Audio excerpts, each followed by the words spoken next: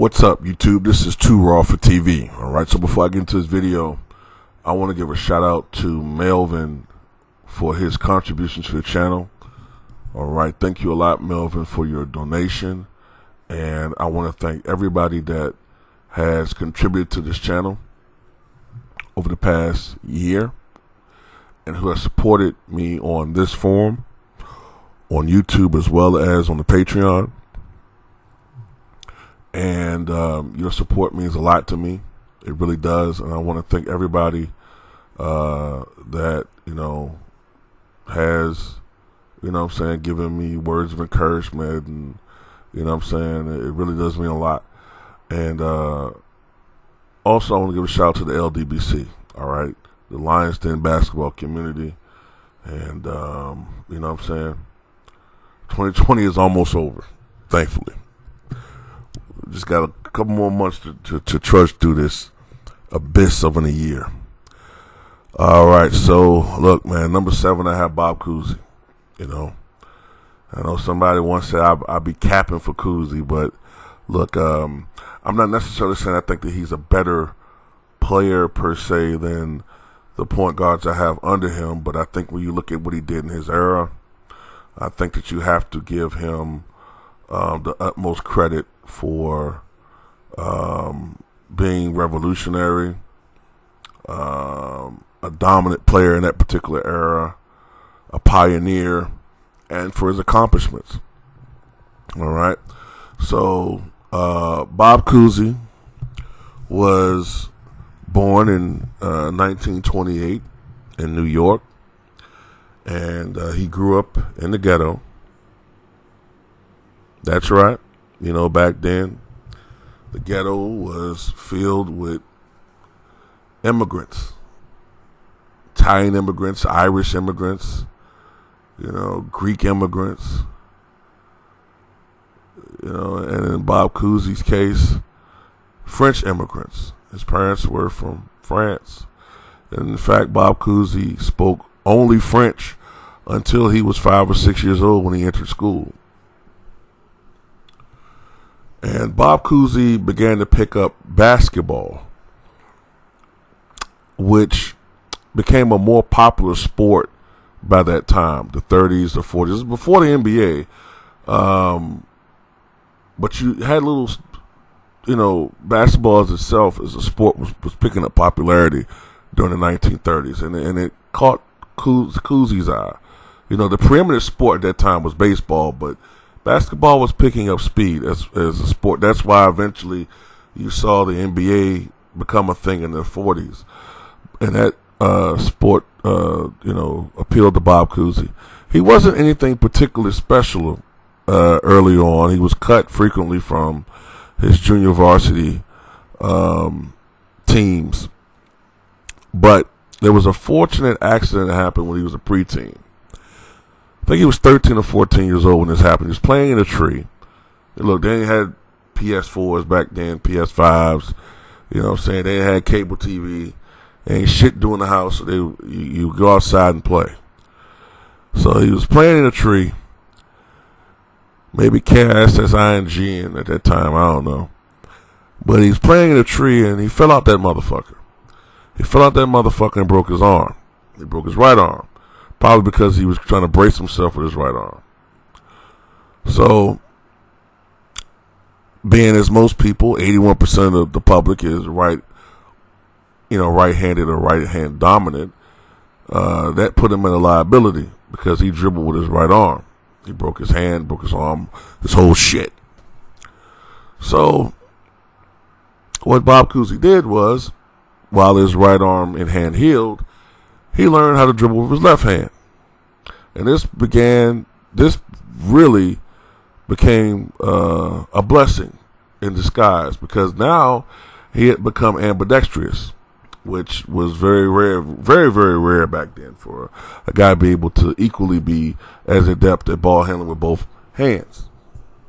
So Bob Cousy, now with Andrew Jackson High School. Yeah, it was Andrew Jackson High School. Named after that goddamn Indian killing slave owner. He became a star. And in fact, his senior year, he led the city in scoring. After his senior year in high school, he attended Holy Cross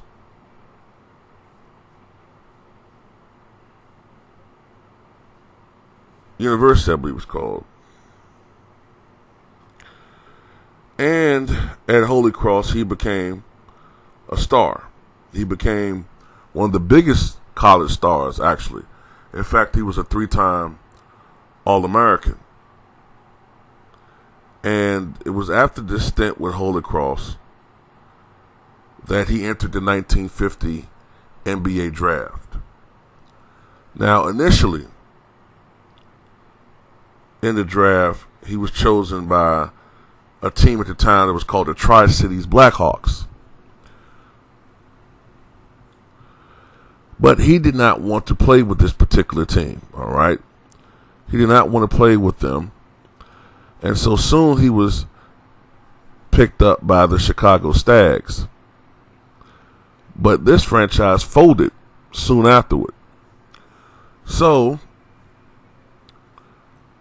Bob Cousy entered the dispersal draft because the franchise folded. That was a rule at the time. So eventually, as luck would have it at the time, he was selected by the Boston Celtics. Now look, I think people understand something about basketball this time. Now, Bob Cousy was a sensational star at the time and all that, right? But as hard as this is to believe, the Boston Celtics were not crazy about him. You see, at that time, this was before the shot clock. This was a league dominated by, George Mikan and the Minneapolis Lakers.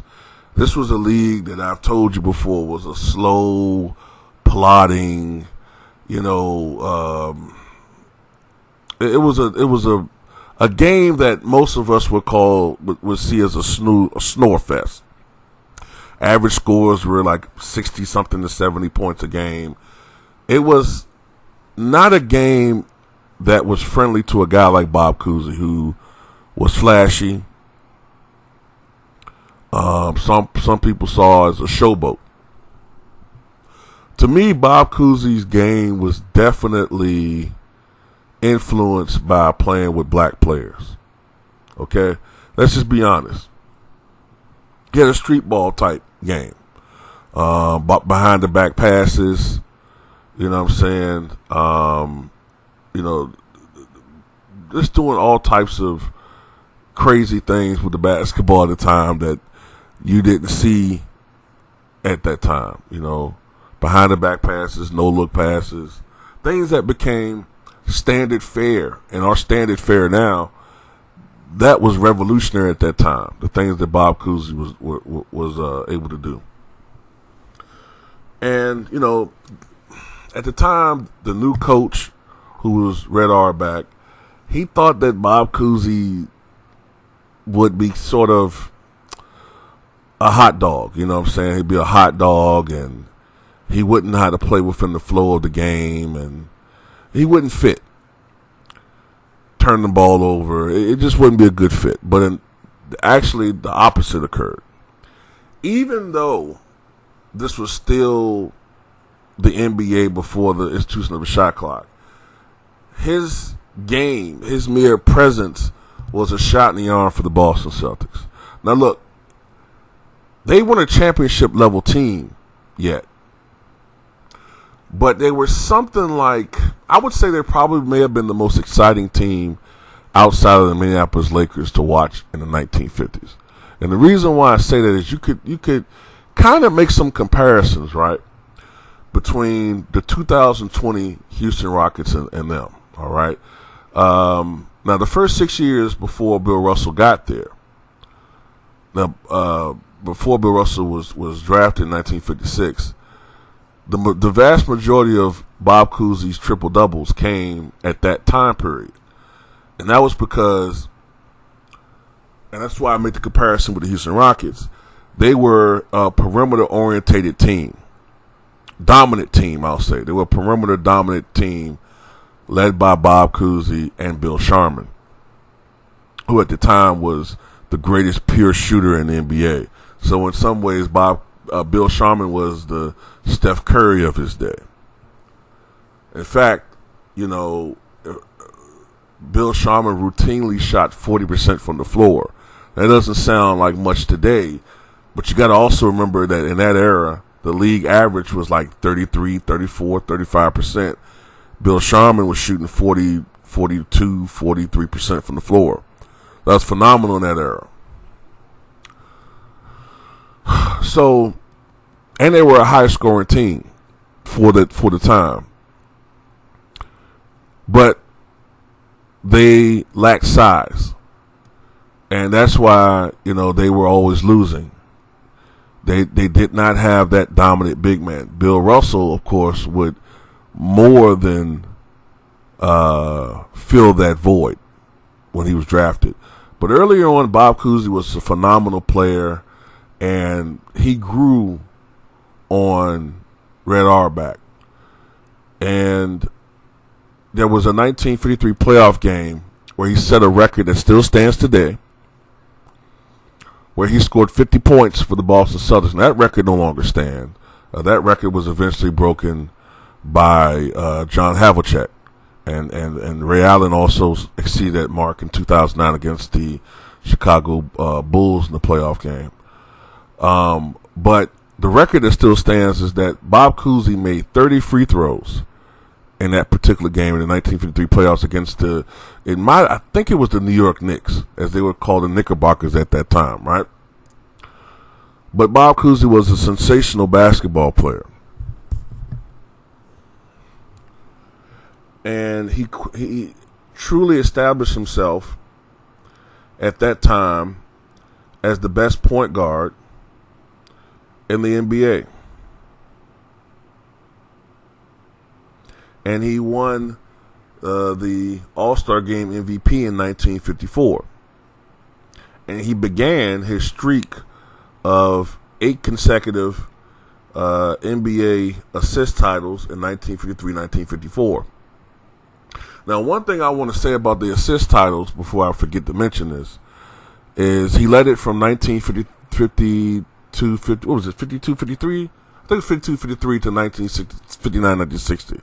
So 52 to 53 to 1959, 1960, he led the NBA in assists. But the assist numbers were not like way out there. Like today, they probably wouldn't even lead the league. Like they were somewhere between usually 7 to 8 assists. I think he had 1 year, I think it was the last year, he averaged 9.5 assists. And the reason why the assists weren't that high was partially because the first couple years, it was before the shot clock. So the game was a lot slower. Scores on average were still in the 70s. Boston might have averaged in the 80s at the time, but still the scoring was way down. So the pace was slower. So that was one reason why the assists were lower. And even after the shot clock was instituted and scores soared and field goal percentages soared, and the pace of scoring went way up from averaging 70 points before the shot clock violation to averaging well over 100 afterwards. The assists still stayed low. Rebounds climbed dramatically. When Mikan was playing, players averaged 12, 13, 14 rebounds a game. But later on, now guys are averaging 18, 19, 20 rebounds a game. Plus, you see numbers with Chamberlain averaging 26, 27 rebounds in some seasons. But assists stayed low. Why is that? Why is it? Why is it that in the greatest offensive season, for instance, 1962, Wilt Chamberlain averaged 50. Elgin Baylor averaged 38. Wilt averaged 25 rebounds that season. Russell probably averaged somewhere around 22, 23 rebounds himself. Why is it that assists were still rather low, 8, 9 assists? It's because during that time period, assists were attributed much more strictly. In that time, the score had to come immediately from the pass, more or less a catch and shoot, or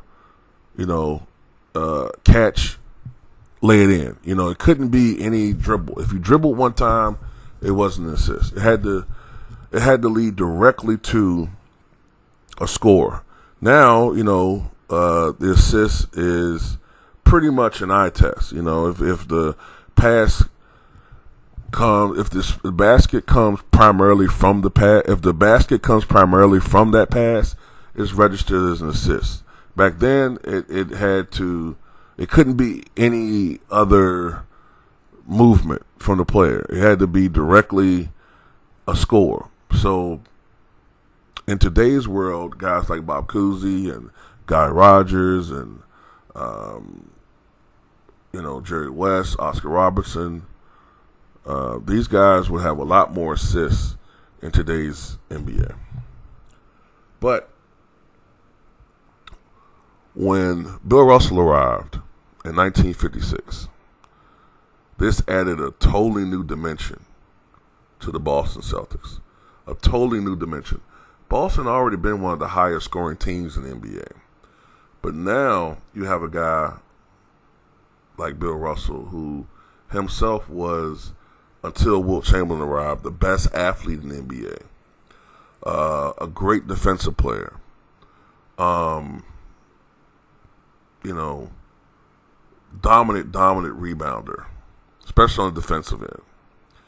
And it was that, his dominance on the defensive boards, which led to the vaunted Celtics fast break, you know, which was something that they pretty much institutionalized. And that's what made Boston go from being a high-scoring team that, you know, was friendly to watch but weren't championship contending yet, to them becoming a dynasty. And also Bill Russell changed the culture of Boston. Now, you know what I'm saying, other guys around him were influenced to play defense. It was an emphasis more on defense with Bill Russell. So he led the charge with that. And Bill Russell had, you know, although Bill Russell was dealing with other stuff that we all know he was dealing with, he changed the complexion of that team. So you had Bill Russell, the dominant, big, and you had Bob Cousy, this great perimeter playmaker / scorer. But with the emergence of, you know, Sam Jones, and later on toward the end of his career, John Havlicek, you know, Frank Ramsey early on, who was the original sixth man, Bob Cousy wasn't needed to score as much, you know what I'm saying, but he could still score. And Boston had all these weapons. You have Bob Cousy. You have Bill Sharman. This is what I'm trying to explain to people about how great Boston was in that era. You had Bob Cousy, all right, who is, let's say he was Jason Kidd with a jump shot, okay? Then, not as good defensively, but just a great ball handler, right? Flashier than him, but okay, let's just say essentially, matter of fact, no, a better comparison is Steve Nash. You have Steve Nash, right? Then you have Steph Curry and Bill Sharman. Then you have Frank Ramsey, who's a sixth man, a great energy guy coming off the bench. He was the first sixth man in the NBA. Then later on, you have Sam Jones, all right, who is essentially like damn near like Klay Thompson. Clutch player, great shooter himself. Bill Russell, like the Ben Wallace of his day, but a little bit better, a little bit more athletic, right? Then later on, of course, you have John Havlicek. Starts off as a sixth man, awesome defensive player, tremendous versatility. There's a clip on YouTube of him shutting down Julius Erving when he was 36 years old. John Havlicek was better than Scottie Pippen. All right, he's coming off the bench. Then you have Tom Sanders. You have Casey Jones, great defensive stalwarts coming off the bench. Then you have Tom Heinsohn, who's a great shooter.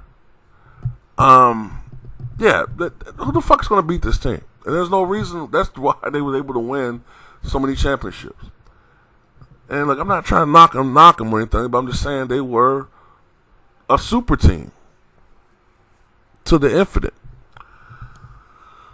But in Bill Russell's rookie year, Bob Cousy won his one and only MVP award, where he averaged better than 20 points, averaged almost 5 rebounds, and 7.5 assists per game. And he also won the MVP of the All-Star game for the second time.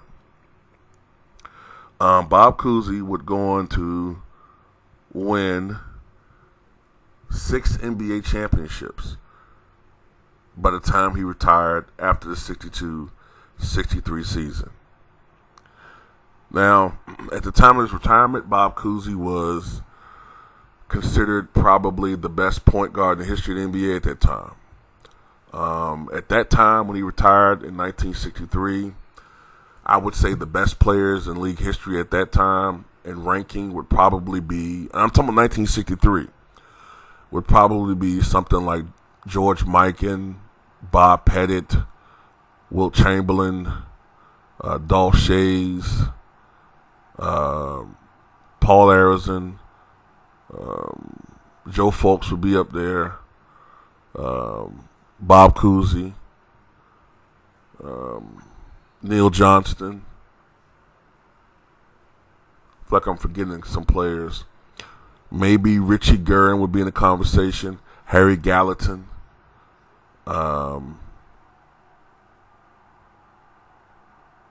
Those are probably the best players at that time in the history of the NBA in 1963. But Bob Cousy would have an interesting footnote for his career, all right?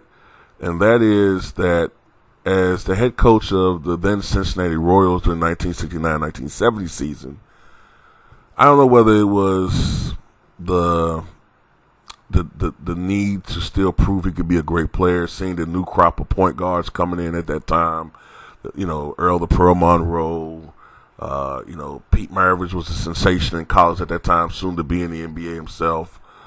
A new group of guys. And he came back out of retirement in 1969, and he played like 8 games, and he soon realized that was a mistake. He was extraordinarily rusty, having not played in 6 years.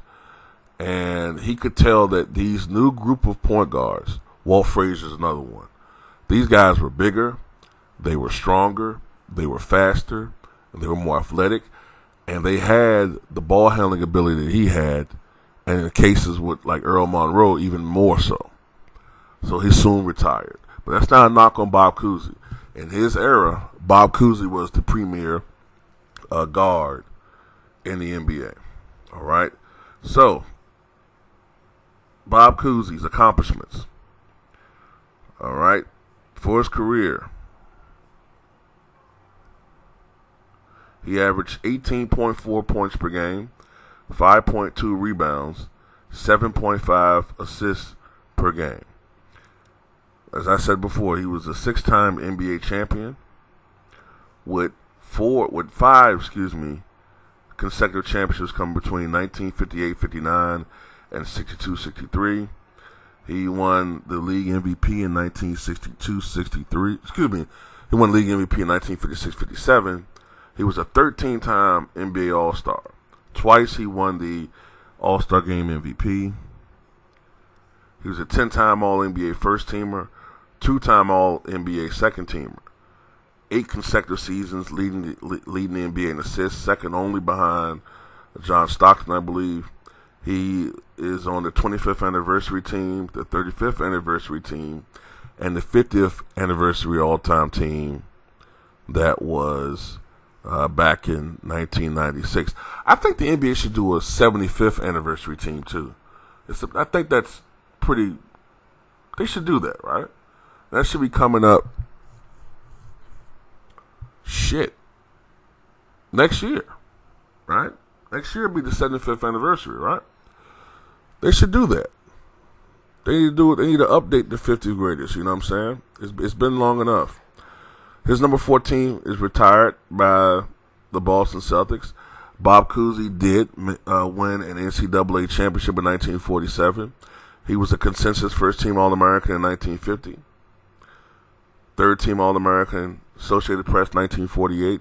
Second team All-American in 1949.